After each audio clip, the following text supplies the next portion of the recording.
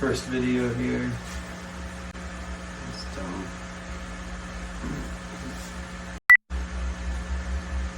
Alright, welcome to the first video documenting some of the mushroom growing.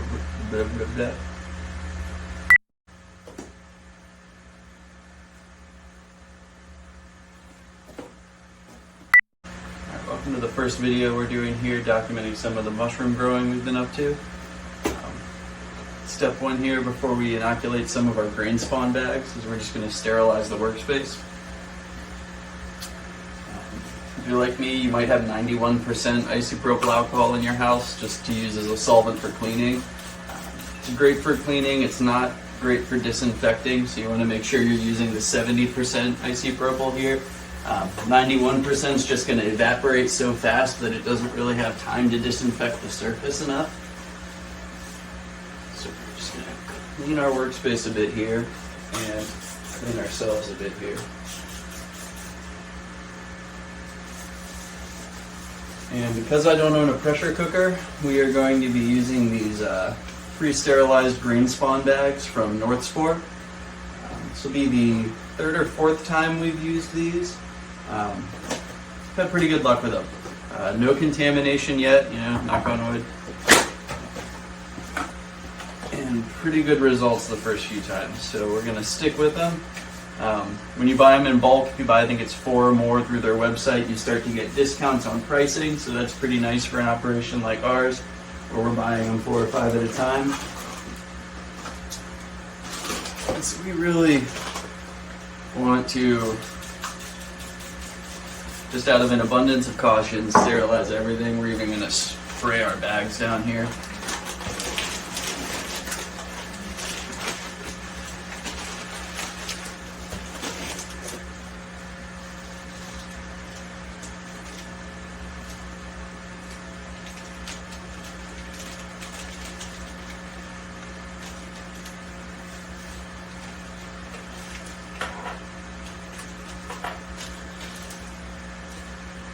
So we're going to be growing some king trumpet mushrooms here. Once these grain spawn bags are full of mycelium, we'll be transferring them into our mono tubs, kind of like you see here on the sides. And normally with liquid cultures, I would not recommend using the entire vial on a single bag.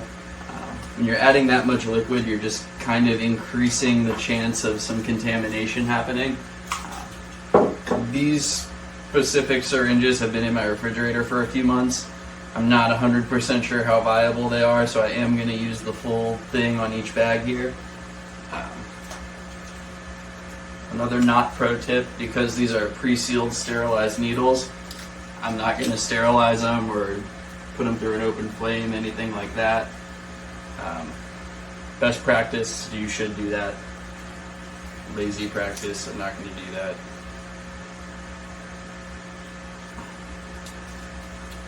Alright, so now we've got our sterilized needle attached to the vial. We've sprayed everything down with alcohol, including our hands, to make sure it's clean. And now these bags have a pre-sealed injection port. I'm sorry, a resealable injection port.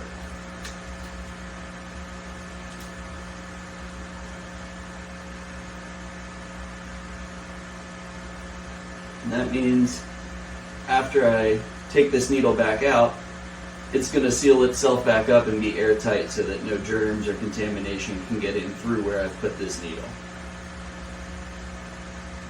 And that's why I'm injecting into the little rubber patch here that you see on the bag.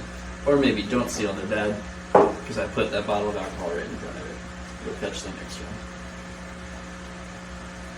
And I'm kind of moving the needle around here to spread it into a few different places. I don't think you really need to do that. It's kind of become a habit of mine, but I'm not sure it's important. I think you can just dump the whole thing right into the center and be perfectly fine.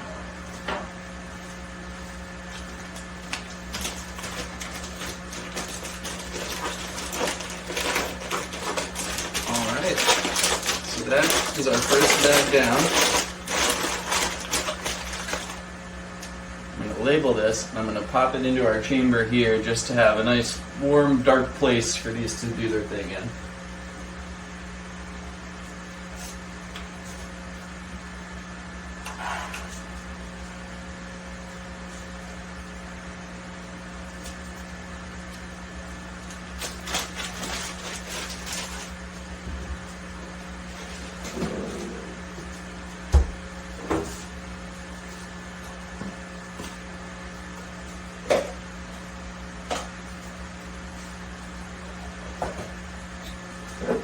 Now we are just going to re-sterilize again.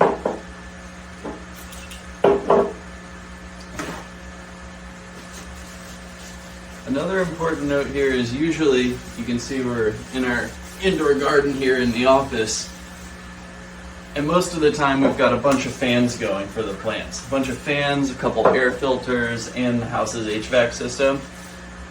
Because we're doing this right now, all of that's been turned off. You want to limit the amount of air circulation that you have going through the room. Just another measure to kind of reduce the risk of contamination happening while you do this.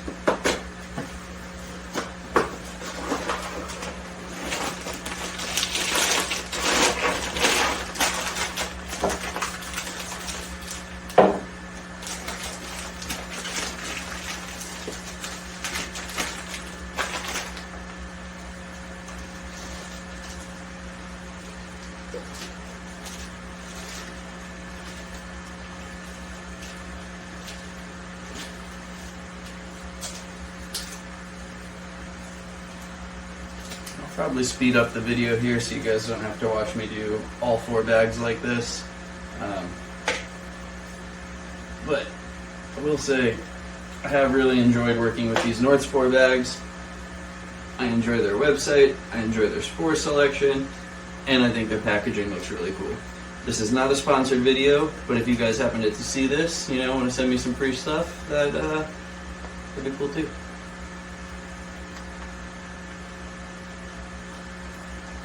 Alright, and another one down. We're going to go ahead and label this, pop it in the chamber.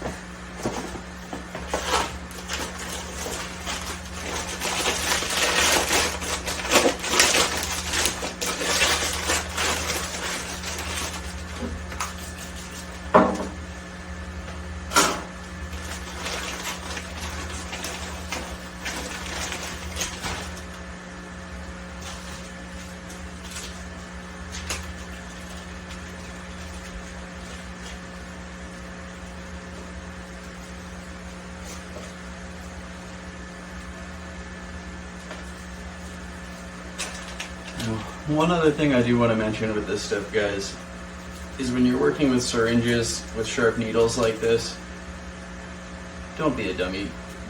Be careful and dispose of them safely. Don't do that to your garbage man. You know, he's taking your trash bag out, throwing it in the back of the truck, and stabs himself in the hand with one of these. He doesn't know if it's mushrooms or something real dangerous. And that's not super cool. So just dispose of them carefully. Don't stab yourself with them. Don't be dumb.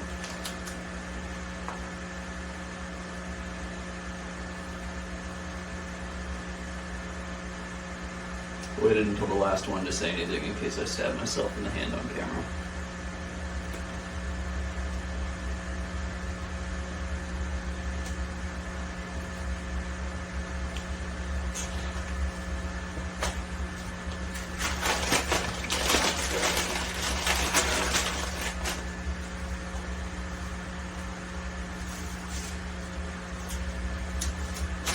Alright, and that's the last one.